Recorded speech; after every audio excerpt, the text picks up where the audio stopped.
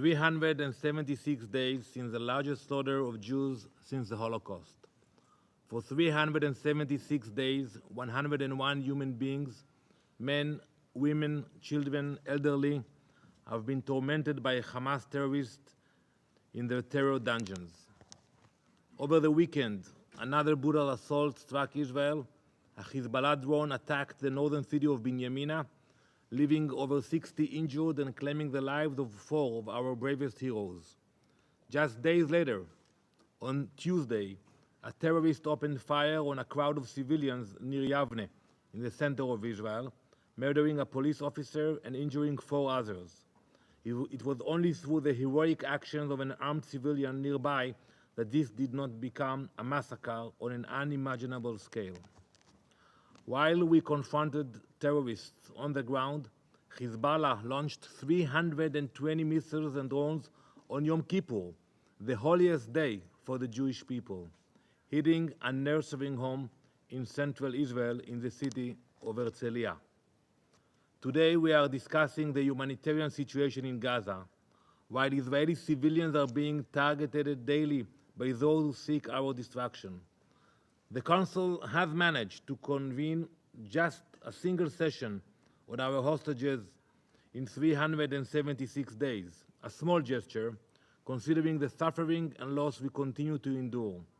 And still, so many Council members barely mention the hostages as an afterthought, if at all. Hirsch Goldberg, Pauline's mother, Rachel, spoke of the conditions they found their son, along with the 5 other hostages who were executed by Hamas with bullets to the back of their head. She revealed that, and I quote, "He had bullet wounds in his shoulder, neck, and back of the head. He was found collapsed on his knees with 24-year-old hostage Eden Yerushalmi leaning on his lap. Throughout the tunnel were bottles filled with very dark urine, an airless, completely pitch-black tunnel with no plumbing. We have been clear time and time again.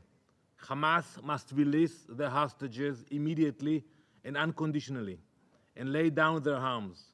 If any of you truly wish to see change, join us in these demands. To those who believe there is no more work to be done to protect civilians from murderous terrorists in Gaza, you are sorely mistaken. Only days ago, our forces discovered an arsenal of weapons and explosives inside an UNRWA clinic. Cloaked in the blue flag of the UN, terrorists have seized this facility, using it as a weapons store and a launch site. How many times have we warned of UNRWA Gaza's infiltration by Hamas? How many months have passed since we provided a list of hundreds of names of Hamas terrorists employed by UNRWA? No reply. Colleagues, while we confront the ongoing threat in Gaza, along with the 6 other fronts from which we are continually attacked, our humanitarian efforts remained as comprehensive as ever. Just days ago, we successfully transferred patients and staff from a hospital in Jabalia to another facility in coordination with the Red Cross and the UN. In recent days, we have transferred 70,000 liters of fuel to hospitals and facilitated 800 blood transfusions. 14 field hospitals have been established in Gaza, and 30,000 tons of medicine and supplies have entered. As always, we acted in accordance with international law, going above and beyond our obligations. We remain committed to facilitating humanitarian aid, especially in the medical field, despite Hamas's efforts to embed themselves among medical staff and patients. And I encourage you to look online. You can see the videos where Hamas actually disguise themselves to be UN employees. You can see them putting the vest, the helmets.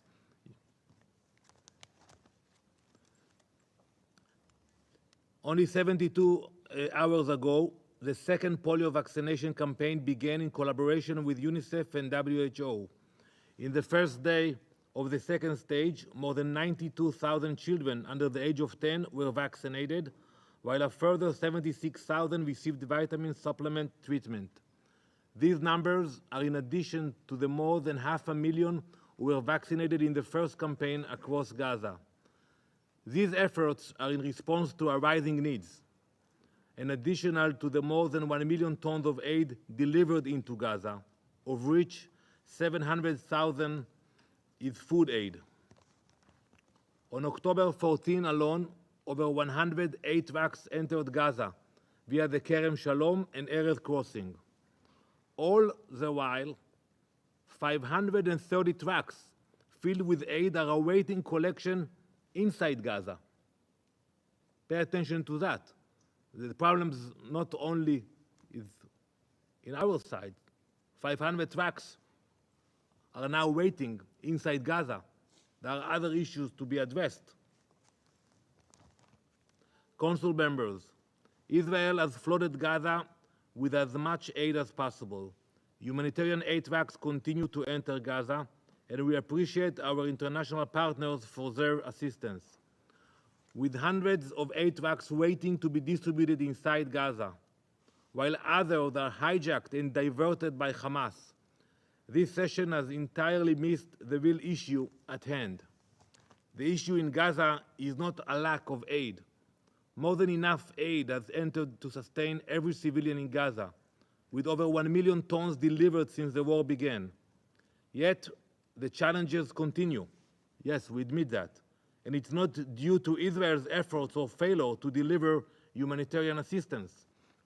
The real issue is Hamas. This terrorist organization has hijacked the aid, seizing it for their own purposes. They steal, they store, and even sell the aid that is intended for Gaza's civilians, turning humanitarian relief into a profit machine. Instead of feeding the hungry or caring for the sick, Hamas uses the supplies to feed their terror machine.